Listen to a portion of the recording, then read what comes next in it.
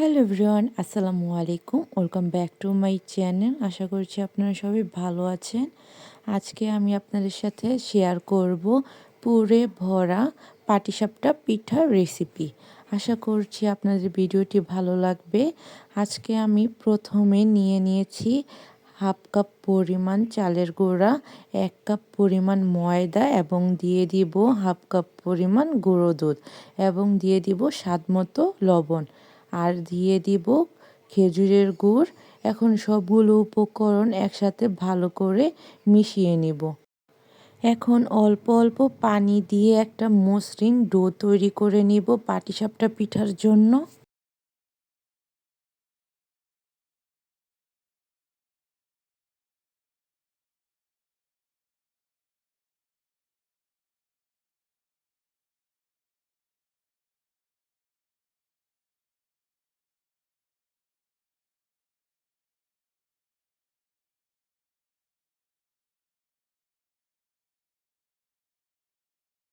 সুপ্রিয় দর্শক, পাটিসাপটা পিঠার ডোয়ের ঘনত্বটা ঠিক এরকম হবে।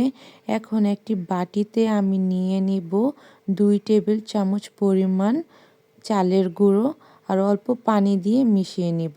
এটা আমি পাটিসাপটা পিঠা ভিতরের পুর ঘন করার জন্য ব্যবহার করব।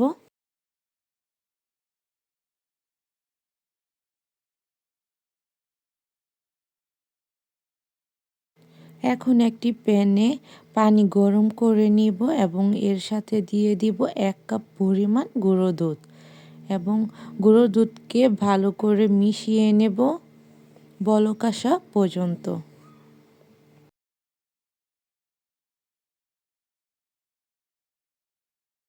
সুপ্রিয় দর্শক, এখন দিয়ে দিব হাফ কাপ পরিমাণ চিনি।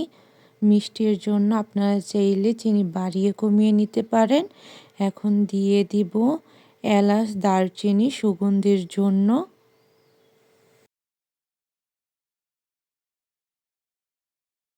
সুপ্রিয় দর্শক, এখন দিয়ে দিব আগে থেকে চালের গুঁড়া পানি দিয়ে যে গুলিয়ে রেখেছিলাম সেটা। এটা দেওয়ার ফলে পুরটা তাড়াতাড়ি ঘন হয়ে আসবে। দেখতেই পারছেন আমার পুরটা তাড়াতাড়ি ঘন হয়ে আসছে এবং আরেকটু পরে আমি নামিয়ে নেব। আপনারা চাইলে এ পর্যায়ে নামিয়ে নিতে পারেন।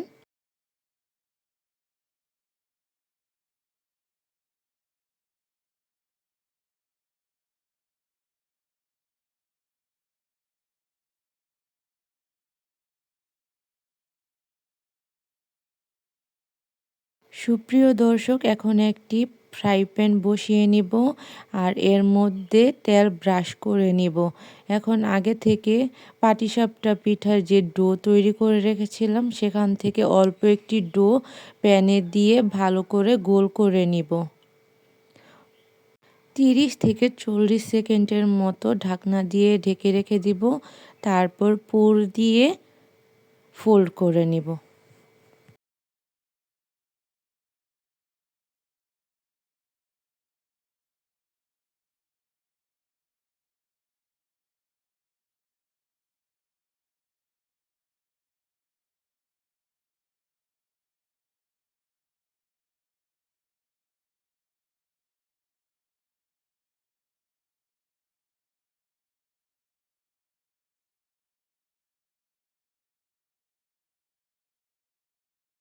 সুপ্রিয় দর্শক, একইভাবে আমি সবগুলো পিঠা তৈরি করে নিব।